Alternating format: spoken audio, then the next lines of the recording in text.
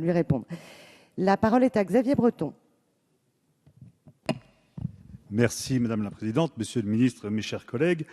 Monsieur le Ministre, en octobre dernier, votre prédécesseur lançait une expérimentation dite des ABCD de l'égalité dans 10 académies et plus de 600 classes.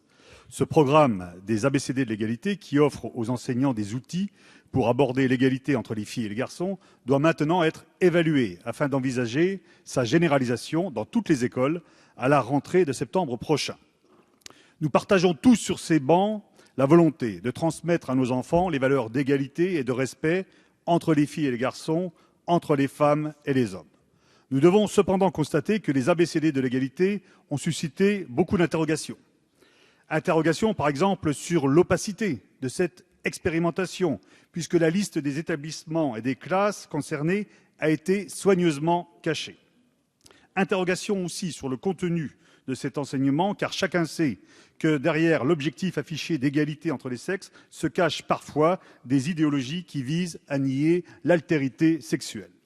Bref, cette expérimentation a suscité des interrogations dans de nombreuses familles, et c'est d'autant plus que les familles n'ont pas été associées.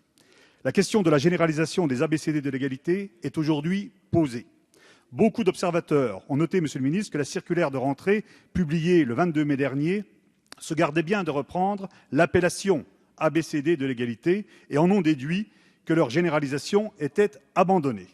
Alors, Monsieur le Ministre, pouvez-vous nous rassurer en nous confirmant que le dispositif des ABCD de l'égalité ne sera pas généralisé à la rentrée de septembre prochain?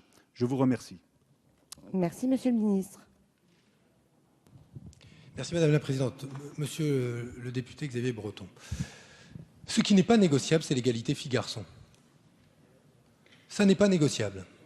Et c'est encore moins négociable quand un certain nombre de groupes contestent le simple fait que l'on puisse enseigner cette culture de l'égalité.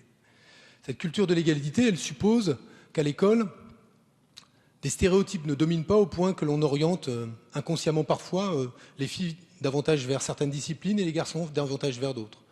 Que l'on encourage à véhiculer des stéréotypes qui laissent à croire que des métiers sont plus masculins et d'autres plus féminins. Pour que nous évitions que ces stéréotypes se développent, encore faut-il apprendre le respect mutuel.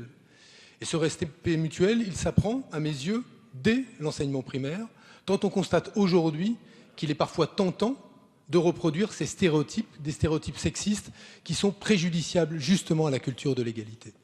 C'est la raison pour laquelle, monsieur le député, je veux vous dire une chose.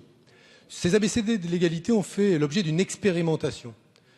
Ils ont fait l'objet d'une expérimentation qui est l'objet elle-même d'une évaluation dont je serai destinataire du rapport dans quelques semaines. Moi, ce qui m'intéresse, c'est moins le contenant que le contenu.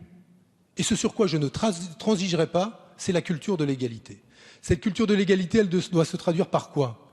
Par le fait que les enseignants, dans le cadre des écoles supérieures du professorat et de l'éducation, soient davantage formés, en formation initiale comme en formation continue, sur la manière justement de lutter contre ces stéréotypes et de favoriser le respect mutuel.